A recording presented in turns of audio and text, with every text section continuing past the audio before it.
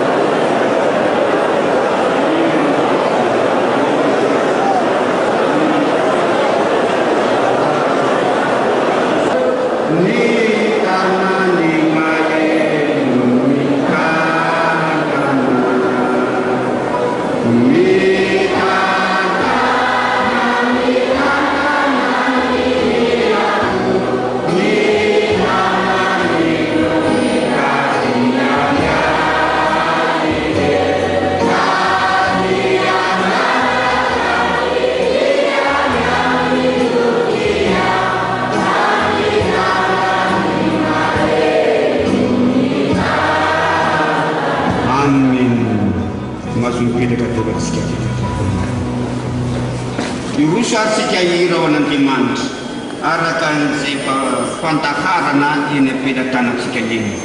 Wani ira siatu sekian ini rapat tompu tudu rice sopa musumadada katus ke pita patang na pra punisani pai pultim tai ke dan manata anusu atakan di pamantai ini.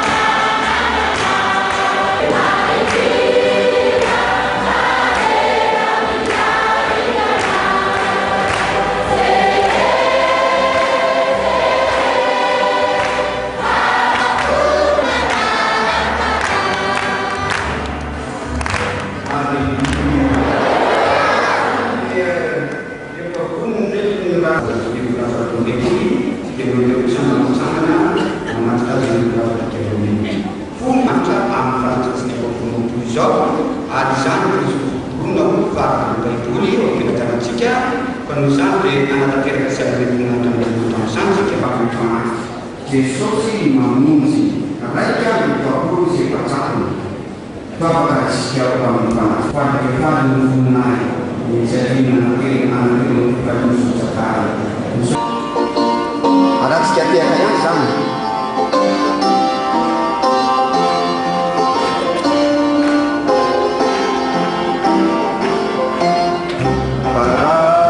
Amen.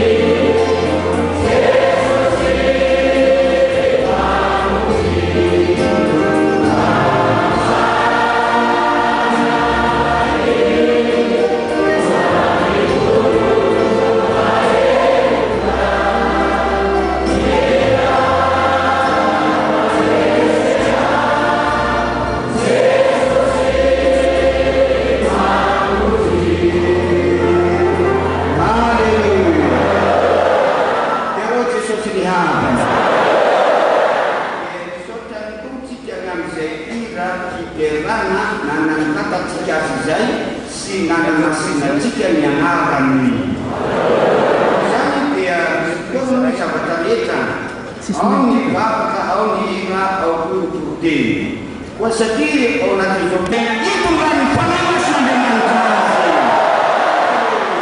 ito ny fanahy masina misy fanahy masina eto misy ny fanafiany tompy eto ka noho zany dia tena izy araka zay tonga ny fanahy masin'Andriamanitra azy soratao hoe tsy amikery na mibatanjana fa mifanahy ko Jehovah tokony maro fa tsy misy faminanina tena aloha toteny tamin'ny fisainan'olombelona manokana fa miteny araka zay mitonga ny fanahy masina azy ny olo masin'Andriamanitra any aloha zany dia saminy ny vonona mampiomana ny fony mba fovomana ny ten'Andriamanitra ny fonao ary nino zay fa anampena koa tompo anokata ny fonao ny Jesosy mba halala ny tanteraka ny marina fa afaka izay mba tsisy overona amin'ny ero zay tanat'Andriamanitra angemiteny eto fa samy apôstôly samy amatana any ampenana mandrakizay aloha afaka izany isika zao dia mirabe antsika ampanajana tompo mba hitsangana tola zavavyfoniko isika ny alohan'ny ten'Andriamanitra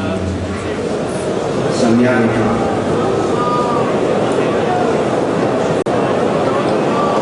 samy avaka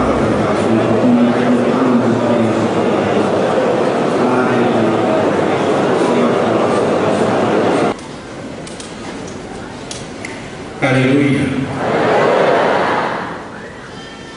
Tonga amin'ny fotoana anatonana ny ten'Andriamanitra isika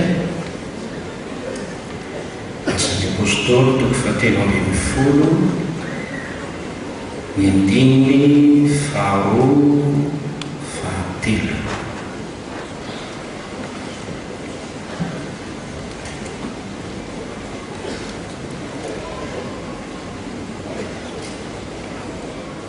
Asan'ny apôstôly toko fahaenina ambin'ny folo ny andininy fahasivy ka hatramin'ny fahafolo. Toy izao afaka ny teny amin'ny anaran'ny tompo. Raha nanao ny asa fanompoana ho an'ny tompo sy ny fahadiana ireo dia hoy ny fanahymasina atokany ho ahy Barnabasy sy Saoly anao ny asa zay efa nijoko azy ary efa nifandihana sy nivavaka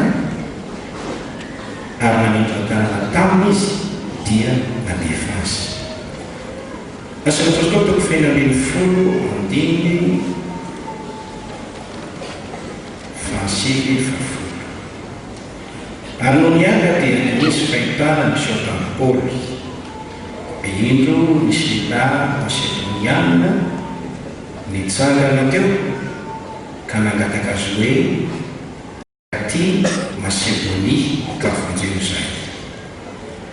Ary no nahita ny fahitana izy dia niezaka ndeha niaraka tamin'izay nakamy Macedonia izahay satria nataonay fa Andriamanitra efa miantso anay hitoro ny filazantsara amin'izy ireo.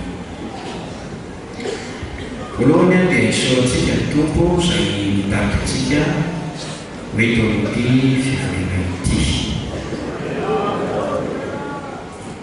Isaorana koa tompo ny fitiavany,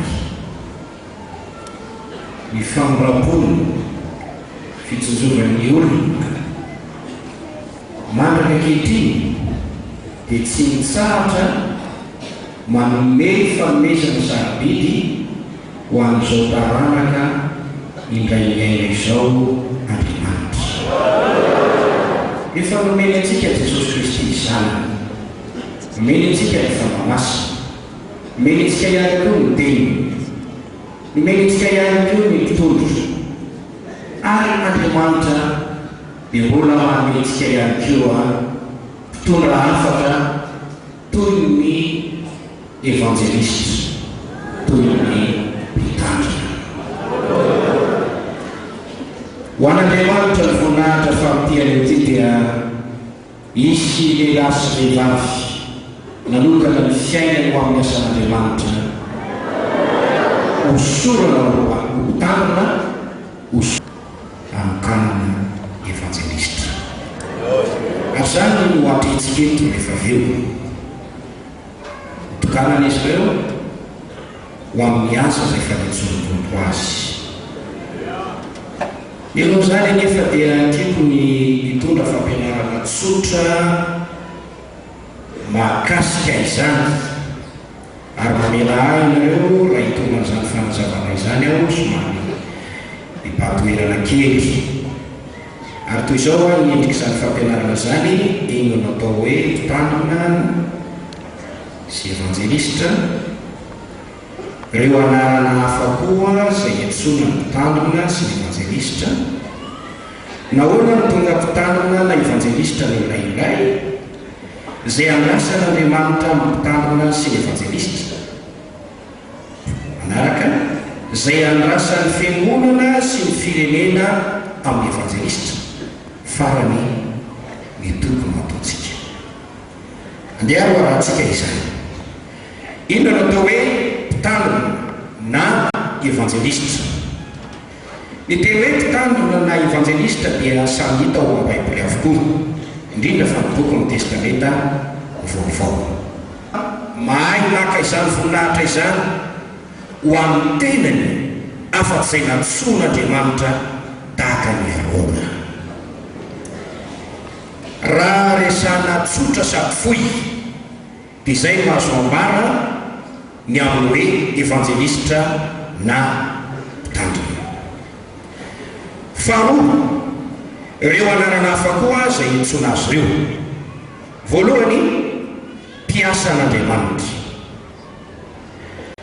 Mateo 5:9-10, Jesosy rehefa nandehandeha nampianatra fanerasera tamin'ny vahoaka dia nahita izy fa toy ny ondry tsy misy mpiandry ny fijeriny vahoaka. Omena ny folo, be mivokatra ho izy fa ny mpiasa ny vitsy, koa mangata amin'ny tompony vokatra mba ampandehanany mpiasa andeha ho ny vokatra. Be ny vokatra fa ny mpiasa ny vitsy, mangata amin'ny tompony vokatra mba ampandehanany mpiasa andeha ho ny vokatra. Iza olo mpiasa ireo? Ny mpiasa dia tsinona fa ny mpitandrina, ny evanjelista ary Andriamanitra dia manana asa ampanaovina ny olona izay mety manolo tena ho amin'izany. Tiako no milaza aminao fa mila mpiasa Andriamanitra amorona vokatra ho ao am-fototry ny fanjakan'Andriamanitra. Mila mpiasa Andriamanitra izay hikarakara ilay ondry toy ny tsy misy mpiandry. Andriamanitra raha nanao n'olombelona tany am-piandohana dia niteny tamin'izy ireo hoe apetraka eto amin'ny saha ianareo hitandrina ny saha sy hiasa. Ary hitatsika fa ao amin'ny boky Isaia ampaminany ny tompo dia niteny manao hoe iny izy olo andeha irakay dia namaly Isaia itena ho irao ny anarana hafa iantsona ny mpitandrina na ny evanjelista dia mpiasa n'Andriamanitra. Zany dia nodikeko hoe mpanompon'Andriamanitra izy ireo. Faharoa, anarana hafa koa izay intsona ny mpitandrina ny evanjelista, mpiasa am-piangonana. Hoy Paoly, Kortiana faharoa 5:1-5, mpanomponareo noho ny amin'ny Jesosy izahay. Kortiana voalohany 5:7-9, na dia olona afaka amin'ny olona rehetra aza dia tonga mpanompony olona rehetra mba azahoako maromaro kokoa. Asan'ny apôstôly 7:10-10, miresaka ny an'i Davida io. Davida dia lehilahy nofidian'Andriamanitra anao soa, anompo ny mpiara-belona aminy araka ny sitrapon'Andriamanitra. Jesosy dia niteny manao hoe izay te ho lehibe ao aminareo aoka izy ny mpanompony izy rehetra. Ny mpitandrina ny evangelista dia mpiasa n'Andriamanitra etsy an-dalana ko mpiasa ny fiangonana. Noho izy manompo ny fiangonana araka ny fiantsoan'Andriamanitra azy, manomana sakafom-panahy ho an'ny fiangonana, ho an'ny ondrin'Andriamanitra, dia manompo izy amin'izany.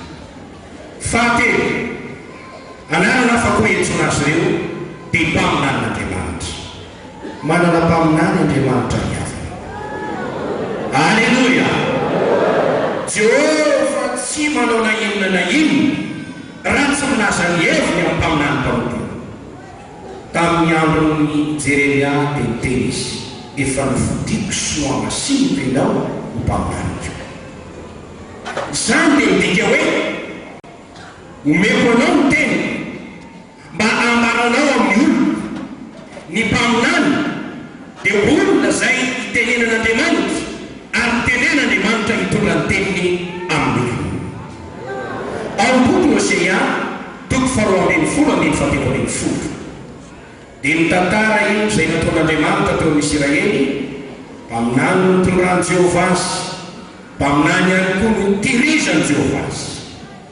Ho an'ny mpitanana na ny evangelista no izy mitondra ny afatr'Andriamanitra, dia ireo ny mpaminan'Andriamanitra amin'izao andro iainantsika izao.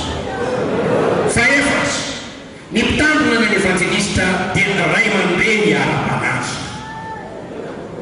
Halleluia! Korinthiana 1:4-5 Paul dia niteny tamin'ireo olona izay nitoriny ny filazantsara nampianariny ny tenin'Andriamanitra tao ny bebaka. Dia manana mpampianatra ray ihany naza ianareo, tsy maro ray ianareo, fa izao no miteraka anareo ao amin'i Jesosy. Ary Paul teo anivon'ireo olona ireo dia nametraka ny tenany ho ray aman-dreny. Hoy izy ao amin'ny Tesalonianina manao hoe, izaho dia toy ny ray teo aminareo, izay na miandraikitra ny zanany. Izaho dia toy ny reny teo aminareo, maneno fanahy teo aminareo ary miasy mitaizanareo. Ry pasteur namana, ry evangelista namana, tsarovy fa ray aman-dreny ara-panahy ianao. Ray aman-dreny ara-panahy ianao. Ary amin'ny bokin'ny Genesisy toko 1:17-20 manao hoe, fiterahana ebetsah mameno ny tany. Amin'ny lafiny iray dia ny fiterahana famorona amin'ny taranaka izany. Fa amin'ny lafiny iray koa dia ilay fiterahana olona ao amin'ny Kristy izany. Raha miteny Jesosy manao hoe mandiana atao mpianatra ny firenena, dia midika izany miteraha olona ao amin'ny fanjakan'Andriamanitra ianao. Ireo ray aman-dreny ara-panahy dia tsy maintsy miteraka anao, ary avy eo dia mitaiza ary manabe ka manampy ireo izay naterany tamin'ny filazantsara. Fahadimy, ny pasteur na ny evangelista dia mpitondra fivavahana. Maka ny toerany mpisorona ny mpitondra fivavahana. Tamin'ny andro taloha dia ny mpisorona no natokana anao raharaham-pivavahana. Velomena ny tena hoe mpisorona mpanao asa fanompony mpivavahana. Ko an'ny evangelista sy ny mpitandrina dia olona mitenen'Andriamanitra ampanao asa fanompony mpivavahana. Mivavaka no mampivavaka.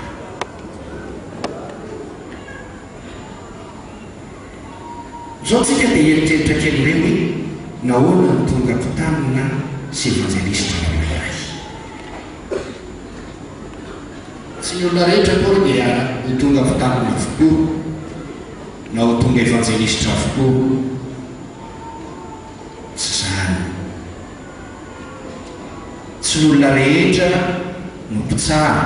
Ho fantatsika fa fanomezan'Andriamanitra no mahatonga an'ireny pasteur ireny ny pasteur, mahatonga an'ireny evangelista ireny ny evangelista, tsy aizy reny mandray an'izany antso zany la izany fandoratena izany raha tsy Andriamanitra no nanolotra azy izany zavatra izany dia raha Andriamanitra ny amin'izany izany dia asan'ny fahasoavan'Andriamanitra. Hoy Paoly ao amin'ny Korinthiana voalohany toko fahatelo ny folo andininy fahafolo, ny fahasoavan'Andriamanitra matoy izao. Angamba mety mieritreritra nila hoe fa nahoana ity lehilahy zay lohany mpamota ity zay mpamitaha ny Kristy ity no tonga mpitory ny Kristy ankehitriny. Ity lehilahy izay miaina tao amin'ny fanatsiana sy ny fahotana ity nefa lasa miaina fiainana marina sy ny fatahorana an'Andriamanitra ankehitriny ary mampianatra eny tontolo eo ny amin'ny famarinana, ny amin'ny fahononana, ny amin'ny fitsaran'Andriamanitra, ny amin'ny tokony andiarana amin'ny famasina. Hoy izy manao hoe ny fahasoavan'Andriamanitra natao izao. Halleluja. Fahateto tonga mpitandrina n'evangelista ny lehilahy na ny vehivavy iray no ny anjon'Andriamanitra no ny fifidianan'Andriamanitra azy. Marina izany ary toan'ny soratra masina izany. Fitenen'Andriamanitra manao izany. Tsy mba mieritreritra mihitsy ary havana ny hoe anao ty asa pasteur ty. Tsy mieritreritra mihitsy aho. Raha nianatra aho dia tsy mieritreritra anao pasteur zany. Tena moa tao anatin'ny tanora mianam-bola be mba olona mba manana an'izao sy izao dia afaka mba manara-po amin'ny fahafinaretana toy izao sy toy izao. Kanefa efa tonga ny fotoana, tonga ny anjon'Andriamanitra mampataimborana ny zavatra rehetra. Notadiavina ngamba ahoana no tonga ho pasteur nanantona pasteur tia loratra lalana niditra tany amin'ny sipliara-baiboly aho dia niofanao dia niezaka aho ary dia nitoro ny ten'Andriamanitra nijoro vavolombelona napitatra nitoro ny filazantsara ary noho ny lehibe ny faminapon'Andriamanitra no tokanana pasteur aho. Taona 1927 fito amby roapolo oktobra tamin'ny Tomasa tsaroko tsara izay. Izany no hitenenako aminao fa ny lalana atongavany ny lehilahy